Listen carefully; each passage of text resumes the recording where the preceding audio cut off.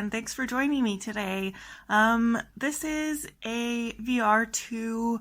I'm not sure who originally created this tag, but I know it's been circulating around on TarotTube. So this is hashtag 22 favorites or hashtag my favorite majors.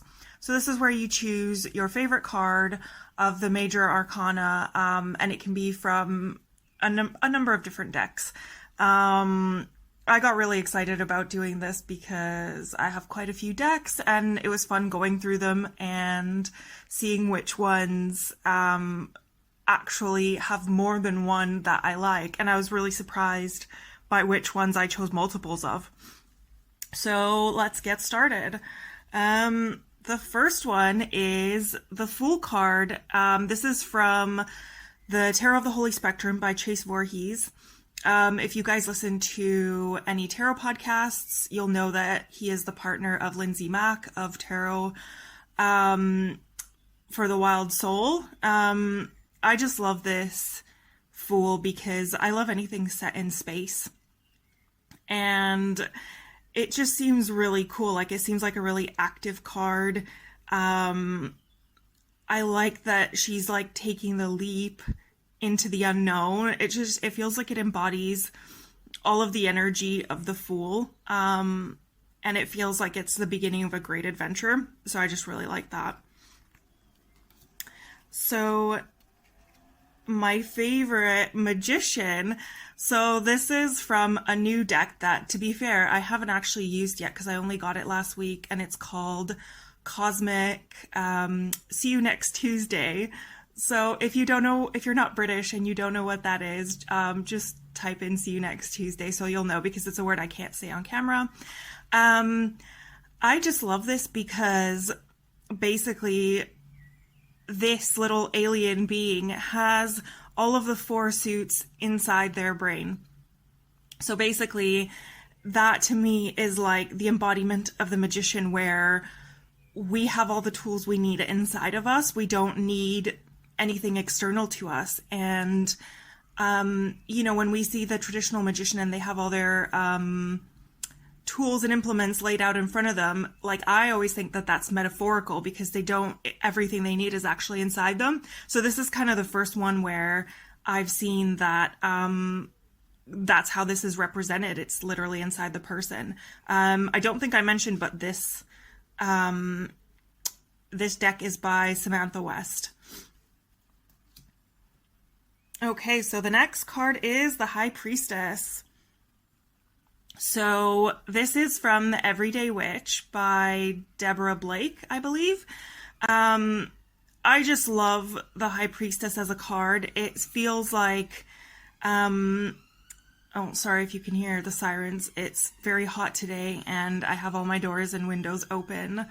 Yeah, sorry, that's really annoying. But yeah, so this High Priestess card basically has everything. It has runes, it has a crystal ball, it has tarot cards, it has books. It has everything kind of for like higher knowledge and connecting to that higher power. So I think it's really cool. And it still has the, you know, two pillars, the black and white and the cat. So it does kind of harken back to the original meaning without it being kind of a clone of the RWS. And I mean, I just love this deck. Like, witches in pointy hats, yes, I am definitely here for it. Yeah, I just really like this card. It's really cool. Okay, so the next card is the Empress. So if you've watched any of my other videos, including any of my Tarot Vlogmas series from last year, you'll know that I have beef with the pregnant Empress. I find it really lazy, and I also think it's very strange because in the Rider-Waite Smith, the Empress isn't even pregnant, so I don't know how everyone got that. Everyone started doing a pregnant Empress, even though that's not what the RWS has. Like, if anything, this is more in line with it, because this is like a beautiful, lush garden. It's so full, like there's so many things growing. It just feels really, you know, lush and vibrant, and all the like different vines are connected, and they're all kind of supporting each other as an ecosystem. And I just think this is a really beautiful interpretation of it. This is from the Elemental Power Tarot by, oh shoot, I forgot her name. Sorry, I'll put it down in the description box. Oh, it's like on the tip of my tongue as well. That's so frustrating. But yeah, and you can even, if you do like the pregnant Empress, you can kind of see the outline. Like this could be, that could be her head, that could be her body, and that could be kind of her, you know, swollen pregnant belly.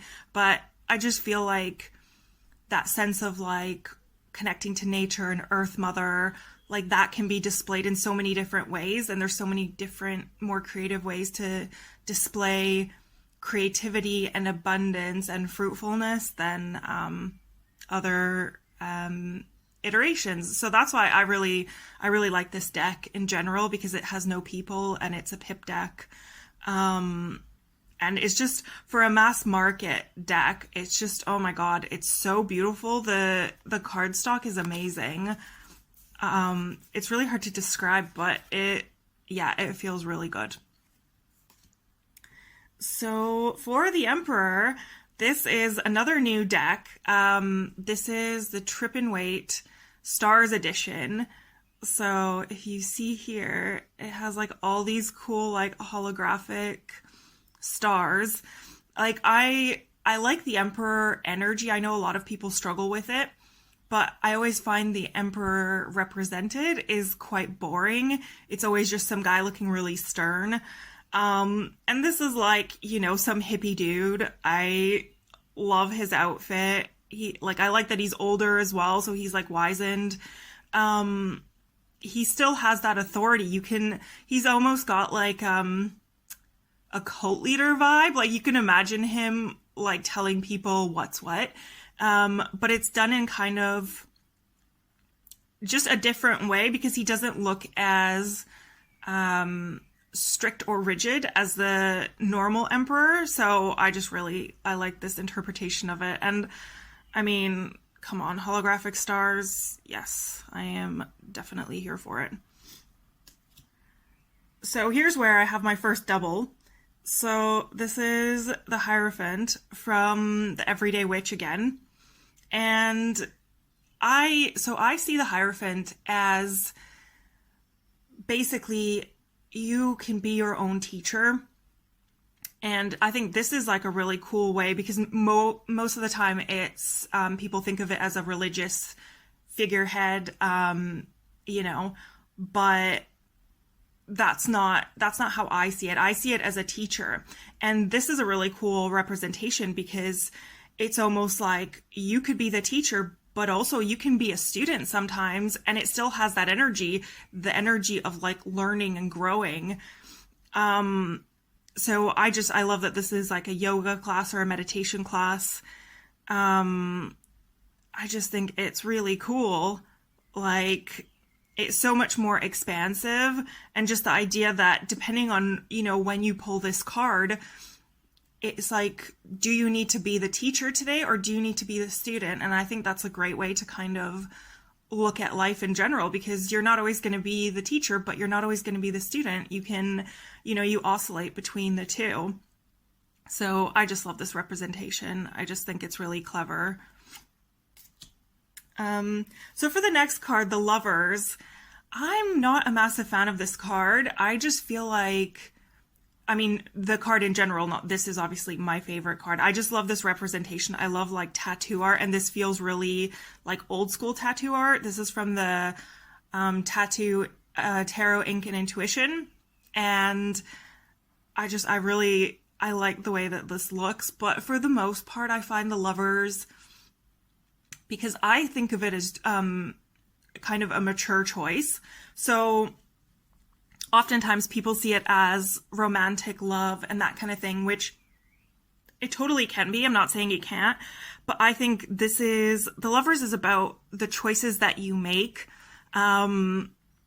Because with, you know, relationships and long-term relationships, love is a choice that you consistently make. It's not, oh, I love you and everything is fine. You have to keep making that choice to love people and, you know, and to love yourself. So I think that the Lovers card is one of those cards where I didn't realize how stereotypical a lot of the representations are of it, especially here with like the Cupid, you can see. So yeah, I'd be interested in a more expansive Lovers, and considering I have so many decks and I went through them all and I didn't really see any that were speaking to me, that was kind of interesting. So I think from now on, I'm going to be looking whenever I look through, walkthroughs before I buy a deck to see what does the Lovers look like. Is it expansive? But this is I just love this style of art. So this is cool. So number 7 is the Chariot. This is the Wanderer's Tarot by Kacey Zabala, and this is the indie version. I have to say, I love the art in this deck. I love minimalist art. I love monochrome. I love black and white decks. Like, that's kind of my thing. But I do find this deck really, really hard to shuffle. It kind of has, you know, that rubberized, almost what people call rose petal, but it's not rose petal, but it clumps together. But I really, really like this interpretation of it because it's the heart that's leading the way, which I think is an interpretation we've never seen before, because the Chariot is all about forward movement and momentum and, you know, full speed ahead. And what that often takes us in the realm of our head. But this card is interesting because it, you know, it's like lead from the heart. And then you'll get to where you actually need to be, rather than, you know, being really headstrong and thinking that you need to know all the answers. It's like your heart will lead you to the right place. So I love this. And I love that there's like the two Lemnis skits. Sorry, my camera keeps not focusing. And it kind of makes me feel like this is like a bit of like the old-timey theater setups as well, like for puppets. That also reminds me of that. So I just think this card has a lot of symbolism to it, and I think it's a really cool interpretation. So next is 8, which is the Strength card. So this is from the Housewives Tarot. I am just obsessed with this deck. It's so cleverly done. Like, I know people think it's really gimmicky. I think it's by the same people who did the Zombie Tarot. But it's just really cool. I like that, you know, the Strength is kind of like those Brillo pads. Like, I feel like the woman with the lion is really overplayed. So it's really nice to see something different. I love this kind of like 1950s style art, and I just think it's really clever, because the regular Strength card, you know, with the lion and the woman, is normally about female power, kind of overpowering masculine power. And you can see that in here as well, because it's, you know, this is the Housewives Tarot. It's like the domain of women in this kind of universe, even though obviously that's really reductive and we're not living in the 1950s anymore. I just like that it's still a woman in power. Yeah, I just really like this. So next is the 9, which is the Hermit card. Oh, will you focus? Come on. There we go. Oh, is that in focus? Let's see. There we go. So this is the Kacey Musgraves Tarot, which, you know, I wrote this off. Like, I didn't even really know Kacey Musgraves. I think I saw this. Someone posted it maybe in like a Discord server I'm a part of or something.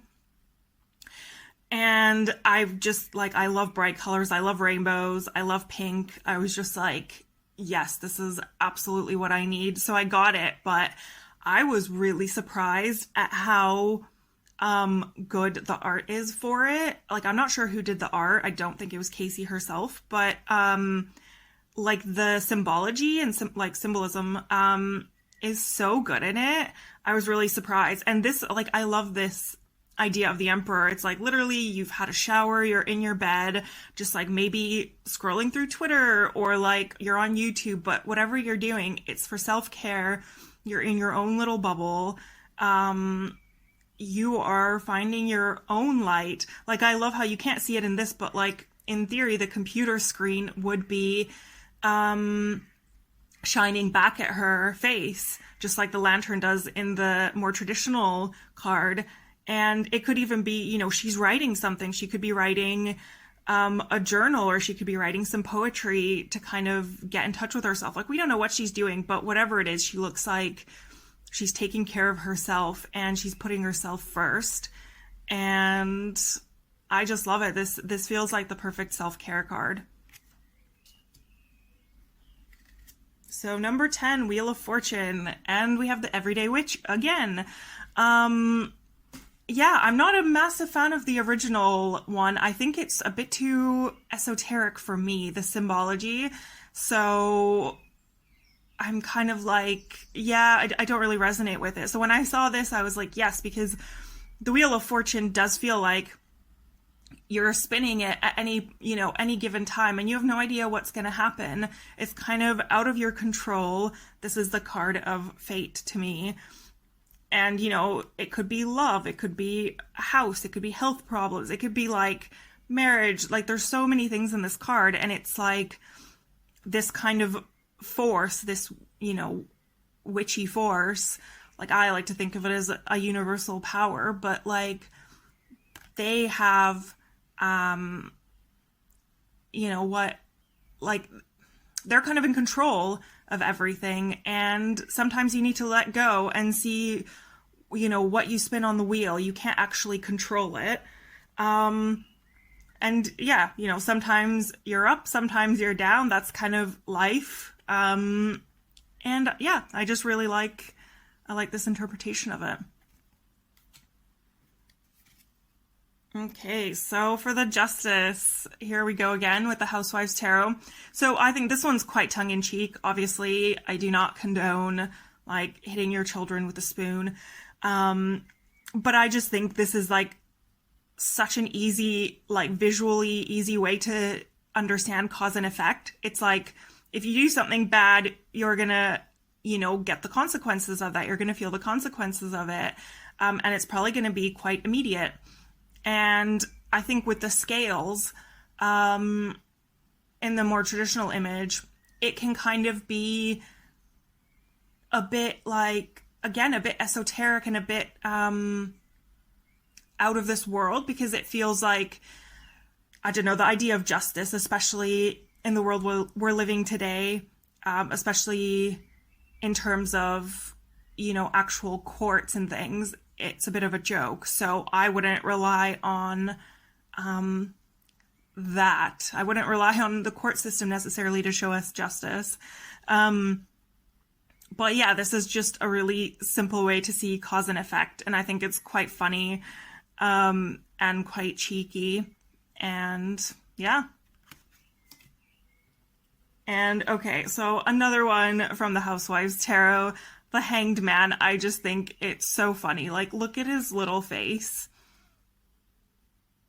It's just like he's living his best life, hung from the washing line. I just think it's really funny. I think this is almost like a man who is happy with the woman being in control. Like, he's happy for her to be making the decisions, doing the hard work, and he's just happy to go along for the ride. He's like, yep, I'm up for anything.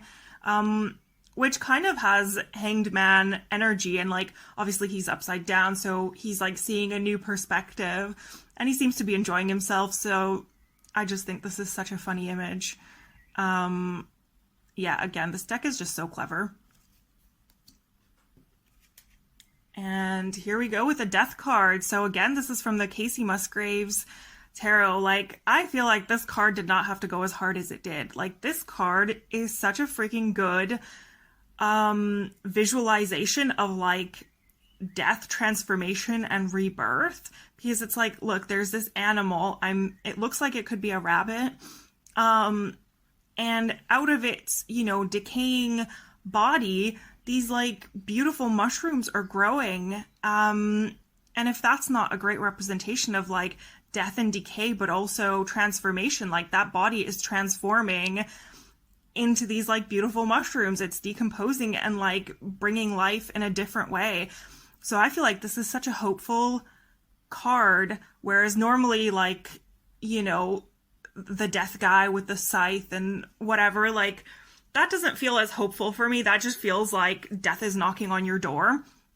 Whereas this, it's like you see a purpose for death, you see what it can lead to, and it kind of makes you, like, on a literal, way, it makes you be like, okay, like, death is actually okay. But it's also, in a more metaphorical way, it's change. It's like things are always changing. They're always transmuting into something else. And we have to embrace it. Even if we don't know that, what, change is going to bring us, it's going to be transformative. And that's like exciting, and it can be painful, but it can also be amazing. And we just kind of have to wait and see. Like, change isn't always bad, even though as humans, we don't like change.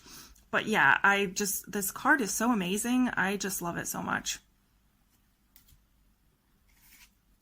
Okay, I realize I think like this is probably the most, I think I've used the Housewives Tarot the most so far, and maybe in the whole thing. But so this is the Temperance card, and I just like that all of these different things are mixing together to create this kind of like cake.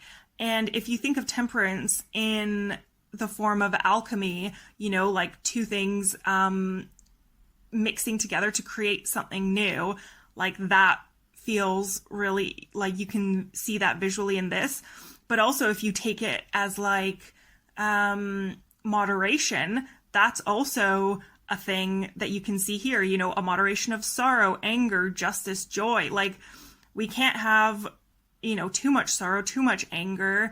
We can try to have too much joy, but even that's like impossible because life comes at us.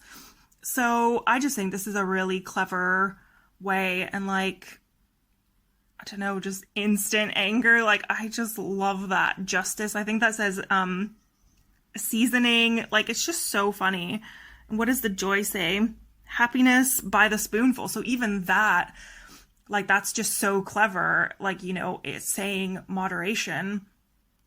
Yeah, I just think this card is really, really cool. So next is the Devil card, which again is from the Everyday Witch Tarot.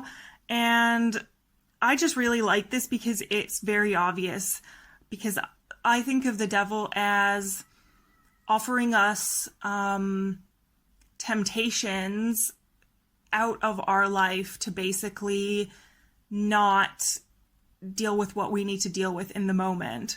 So it's like, this devil's offering them ice cream or money, and it's like, will that actually solve any of their problems? Or will that just, make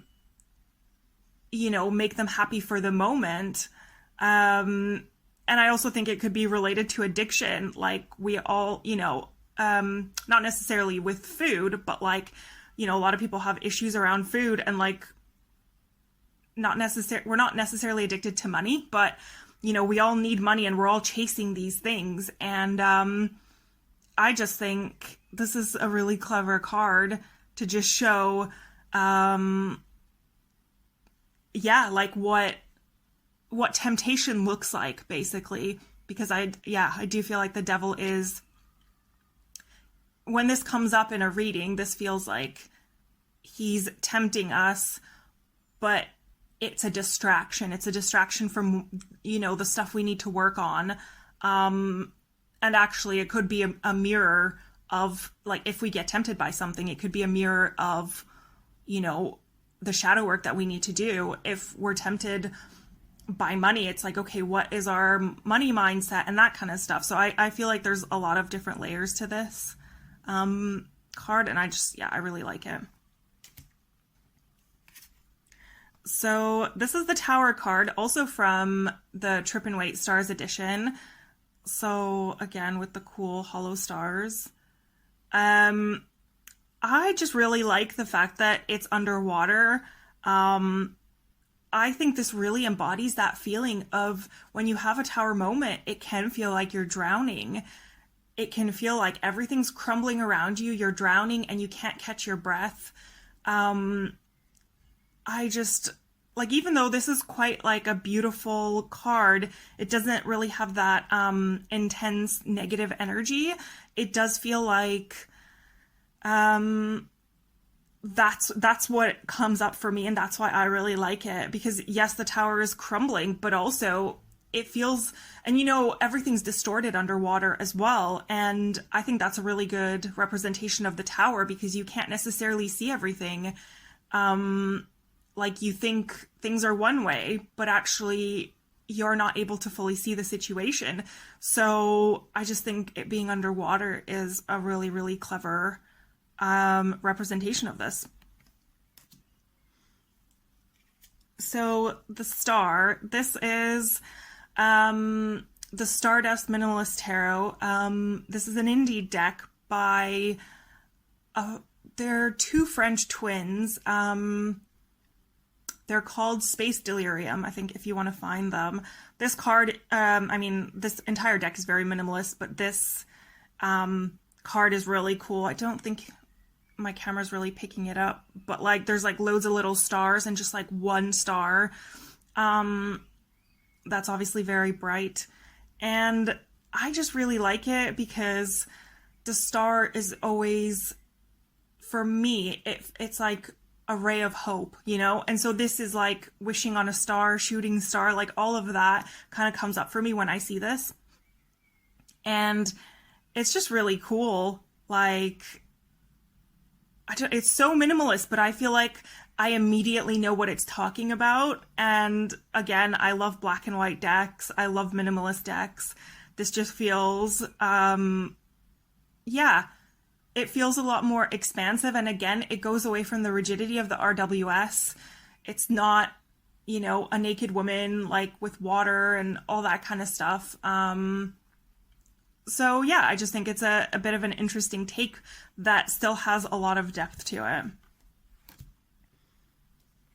So the Moon card, oh my god, okay. I feel like I could have chosen all of my major arcana from this deck. So this is the Soul cards from Kristen Fredheim. And oh my god, like how beautiful is this? I'm just like obsessed with this entire deck. Like, I literally chose it just because of aesthetics. Because again, I'm not like a super big fan of the two dogs and the lobster and the water. And I don't know, I'm realizing that a lot of the traditional RWS imagery, it's like, it doesn't speak to me that much. So that was interesting to find out. That's, like, I wasn't expecting that when I was going through all of my decks. But yeah, this one is pure aesthetics. It's just so beautiful. And then this is the back as well. This is that rubberized rose petal. You can see that, but that wipes off. It's because I'm so hot and sweaty right now. Oh god. Yeah, but I love this card and I love this deck. So this is the Sun card from the Moon and Stars Tarot by Jane Wallace. Yeah, again, I'm just going to keep beating a dead horse, but I'm not a massive fan of the naked baby on a horse as a symbol of the sun. Just find it a bit creepy, if I'm honest.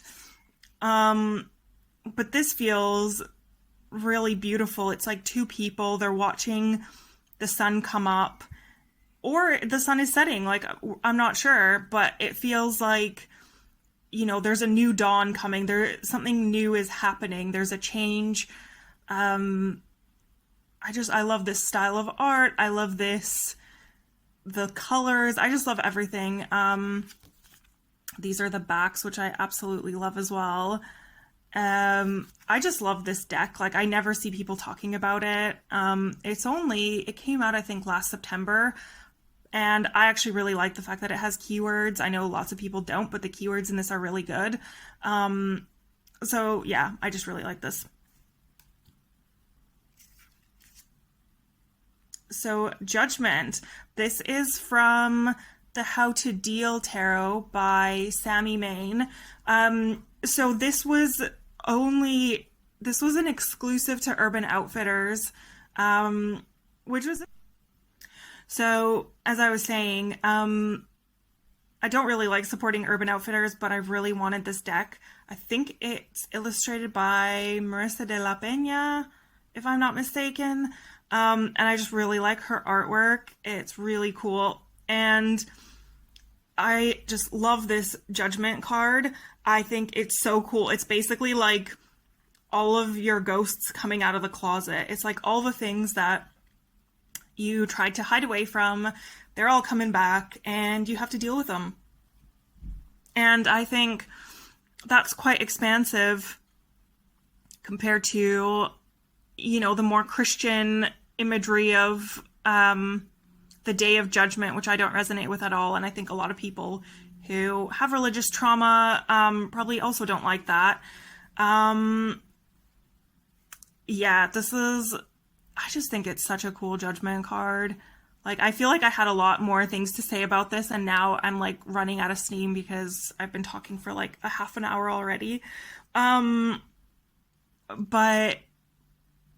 yeah, I feel like I've like completely forgotten what the Judgment card means as well. Like, my brain's just totally fried. It's really hot. Okay. Sorry guys, this is turning into a bit of a hot mess, and also I ran out of phone storage, which is why the last bit of my video got all chopped up. These are the backs. The cardstock is actually really nice on this as well. Yeah, I feel like I had more to say about this, but I can't remember it, so I'm just gonna move on. I think yeah, and the World card. So this is, again, Tarot of the Holy Spectrum, and I honestly wasn't meaning to do this, but just the fact that, you know, these lined up so well together, and I wasn't like, oh, because I chose the Fool, I need to choose the World card. That wasn't my intention at all, but this World just feels really expansive because it's like, you're the Fool, you've gotten to the end of your journey, and... Sorry, just trying to focus a bit. And you're ready to like leap off and start another journey. And, you know, the Lemniscate, it's like, this is infinite. We're constantly on this journey from the Fool to the World. And, you know, we might be in different, we might have different journeys for different parts of our lives, and maybe on different, parts of them, depending on, you know, on what part of our life that is. But that's kind of the beauty of it. And I love that her arms are wide open and she's like, yes, bring it on. It feels like this is such a good World energy. This is very much like you just embracing everything and being like, I've gone through everything, and like, it's just embracing life. It's embracing the ups and downs of life. And this card feels really hopeful for me. It feels like, you know, no matter what you're going through right now, you will eventually get to the end of it, and you might even be grateful for the lessons you've learned. This isn't to say that, you know, everything happens for a reason, because I don't believe that at all. But yeah, it feels like a really hopeful card, and I just love it. I love it so much. I love, again, the black and white, the minimalist style of it. I just think it's really cleverly done. So yeah, that's basically my 22 favorites. You know, my favorite majors. If you've watched all this way, thank you so much. Sorry if this has been really rambly, and sorry I kind of lost the plot a bit on Judgment. I feel like yeah, it's just very hot and I'm very sweaty and yeah. I feel like I probably didn't need to tell you all that. But yeah. I'm super excited to whoever created this tag. This is like a really fun thing to do.